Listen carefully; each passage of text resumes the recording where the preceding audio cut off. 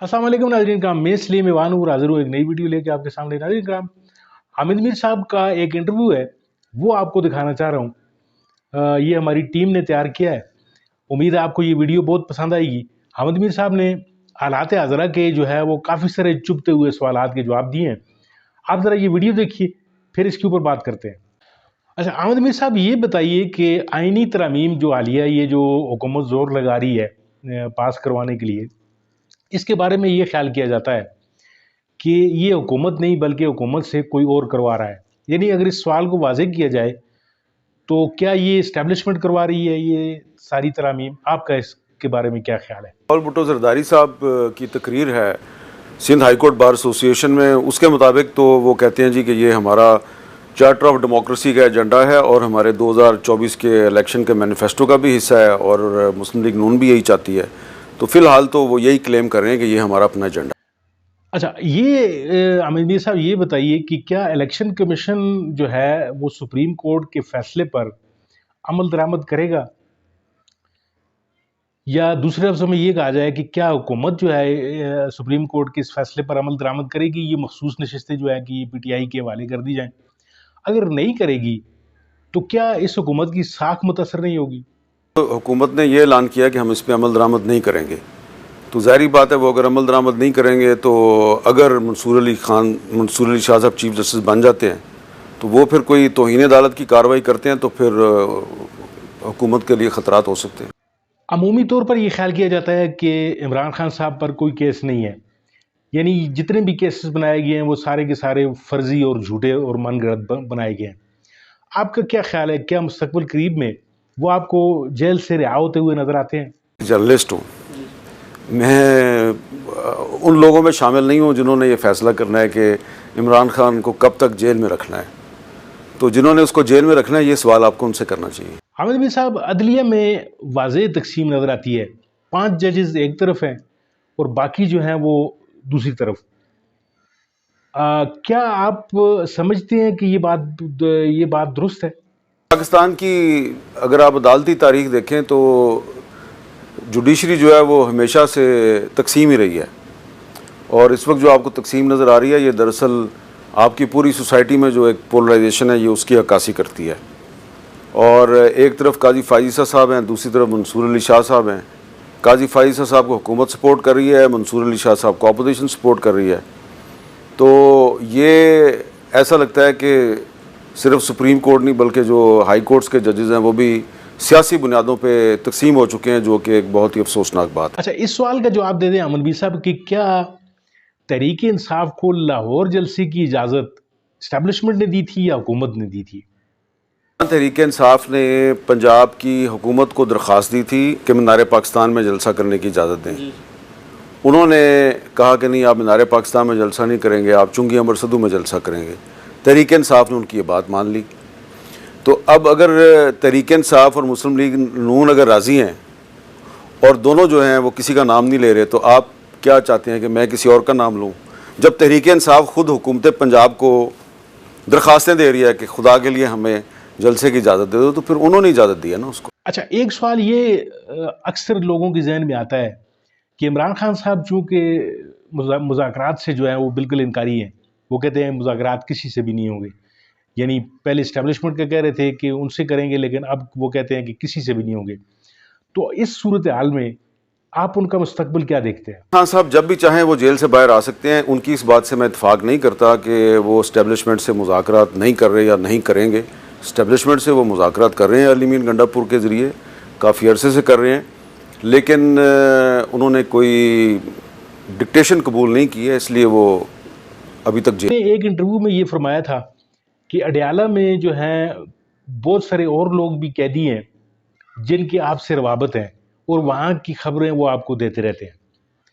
तो इस सूरत हाल में क्या कोई खबर आपको ऐसी मिली है कि इमरान खान साहब जो है वो मुस्तकबिल करीब में रिहा होते नजर आ रहे हैं आपको? इमरान खान साहब अगर चाहें तो वो जेल से बाहर आ सकते हैं, जैसे कि नवाज शरीफ साहब भी जेल से बाहर आ गए थे। तो वो जब नहीं चाह रहे तो नहीं आएंगे। जी साहब, एक सवाल ये है, पूछा जाता है अक्सर कि इमरान खान ने मियावाली का जलसा कैंसिल करके रावलपिंडी में जलसा रखा है। तो क्या खान साहब ने ये कोई ख़ास मैसेज दिया है इस्टेब्लिशमेंट को या आप इस जलसे को एक अमूमी कार्रवाई समझते हैं? अभी पिंडी में भी जलसा करना चाह रहे हैं, फिर मियांवाली में भी करेंगे, और फिर वो 2 अक्टूबर को मनार पाकिस्तान लाहौर में भी जलसा करेंगे। तो वो पंजाब में ही कोशिश कर रहे हैं मोबिलाइज करने की, ये उनकी एक पॉलिटिकल स्ट्रेटजी हो सकती है। अच्छा आमिर मीर साहब, एक आखिरी क्वेश्चन आपसे ये है कि क्या पाकिस्तान में सहाफ़त आज़ाद है? क्या सहाफ़ी आज़ाद हैं? यानी बगैर किसी दबाव के या बगैर किसी धौंस धमकी या लालच के क्या वो अपनी रिपोर्टिंग जो है वो बिल्कुल सही समत में कर रहे हैं, आज़ादी से कर रहे हैं?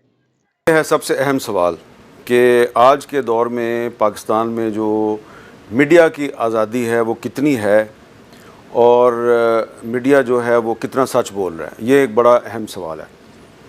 अब जो इस वक्त पाकिस्तान में जो मीडिया की सूरत हाल है वो वही है जो इस वक्त पाकिस्तान में पार्लियामेंट की और जुडिशरी की है।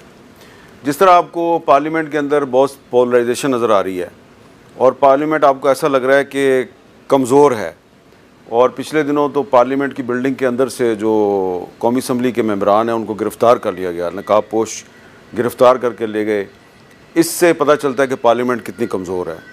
और जो जुडिशरी में पोलराइजेशन है वो आपके सामने है कि चीफ़ जस्टिस काजी फ़ायज़ ईसा साहब जो हैं वो बज़ाहिर तो ये कहते हैं कि जी मैं एक्सटेंशन में इंटरेस्टेड नहीं हूँ, लेकिन दूसरी तरफ हुकूमत जो है वो एक कॉन्स्टिट्यूशनल कोर्ट बनाने की कोशिश कर रही है और उसका सरबराह काजी फ़ायज़ ईसा साहब को बनाना चाहती है।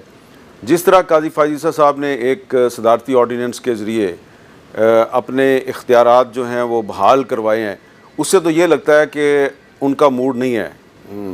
अगले महीने 26 अक्टूबर को उनकी रिटायरमेंट होने वाली है। लगता तो ये है कि उनका मूड नहीं है कि वो रिटायरमेंट जो है वो उस पर जा रहे हैं। वो शायद कोशिश कर रहे हैं या कोई और कोशिश कर रहा है कि उनको एक्सटेंशन दिलवाई जाए किसी ना किसी तरीके से, इसीलिए सदारती ऑर्डीनेंस भी जारी हुआ है। तो वहाँ पे भी आपको पोलराइजेशन नज़र आ रही है। जस्टिस मंसूर अली शाह साहब जो हैं वो उनकी बात नहीं मान रहे। यही सूरत हाल मीडिया में भी है, और मीडिया में आपको नज़र आ रहा है कि जब सुप्रीम कोर्ट ऑफ पाकिस्तान का 8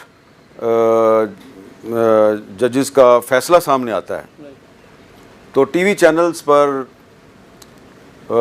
वो सहाफ़ी जो हैं वो ये ऐलान करते हैं कि इस फ़ैसले पे अमल दरामद नहीं होगा, जिनके बारे में सबको पता है कि ये किसके तर्जुमान है। तो उसके बाद फिर शाम को जो हुकूमत है वो भी यही कहती है कि इस फ़ैसले में अमल दरामद नहीं होगा।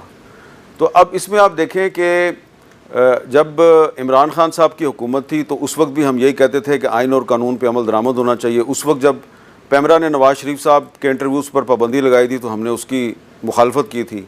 अब शहबाज शरीफ साहब की हुकूमत है, अब इमरान खान की तस्वीर या उनका क्लिप चलाने पर या उनकी तस्वीर दिखाने पर या उनका बयान चलाने पर पाबंदी है, हम उसकी भी मुखालफत कर रहे हैं। लेकिन एक फ़र्क है कि इमरान खान के दौरे हुकूमत में ये जो पाबंदियाँ थीं ये पैमरा के ज़रिए लगाई जाती थीं, और बाकायदा एक पैमरा एक ऑर्डर जारी करती थी, और फिर हम उस ऑर्डर को कभी इस्लामाबाद हाई कोर्ट में कभी कहीं पर चैलेंज करते थे।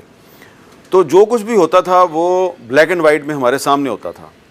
इस दौर में जो पाबंदियां हैं, जो सेंसरशिप है, ये गैर एलानिया है।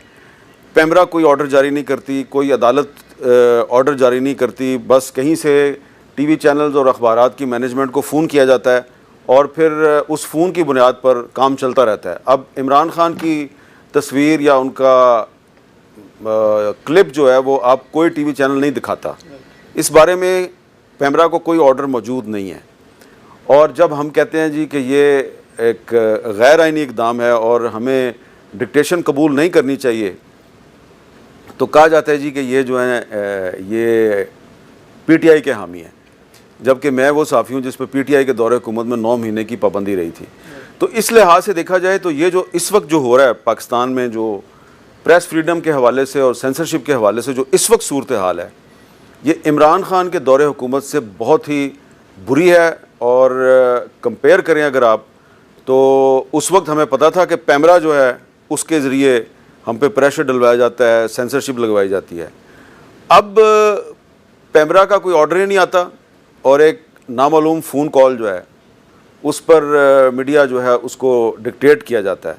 तो इसका क्या मतलब है? इसका मतलब ये है कि जो लोग हमें डिक्टेशन देते हैं या हम पर सेंसरशिप लगा रहे हैं उनमें अखलाकी जुर्रत नहीं है कि ख़ुद सामने आए।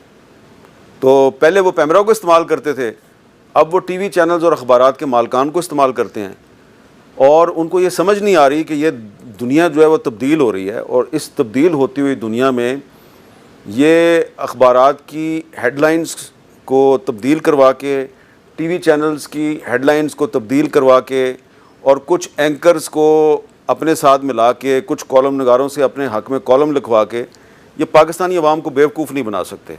क्योंकि अब अगर मैं टीवी चैनल की स्क्रीन पर आकर मैं झूठ बोलना शुरू कर दूं तो पब्लिक बेवकूफ़ तो नहीं है, उसको फ़ौरन समझ आ जाएगी ये हामिद मीर जो है ना, इसने कहीं ना कहीं अपना काम फिट कर लिया है, इसलिए ये अब ये हमारे साथ गलत बयानी कर रहा है।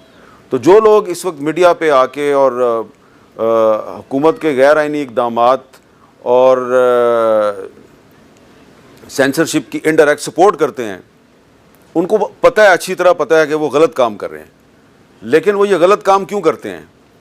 इसलिए करते हैं कि उनके कुछ मुफादात हैं।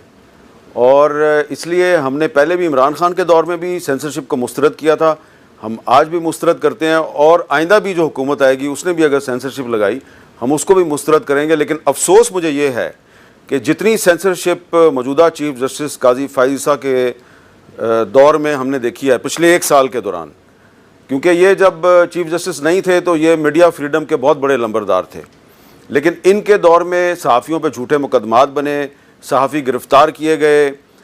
इनको अच्छी तरह पता है कि कौन किस तरीके से हम पे सेंसरशिप लगाता है, वो बिल्कुल अपना खामोशी से काम कर रहे हैं, बल्कि उल्टा वो अब इल्ज़ाम लगाते हैं कि जो मीडिया के लोग जो हैं, रिपोर्टर्स हैं, ये बिके हुए लोग हैं।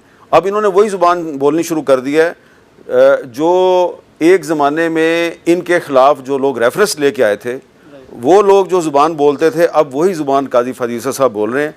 तो कोई बात नहीं, हमने इससे भी बुरा वक्त देखा है।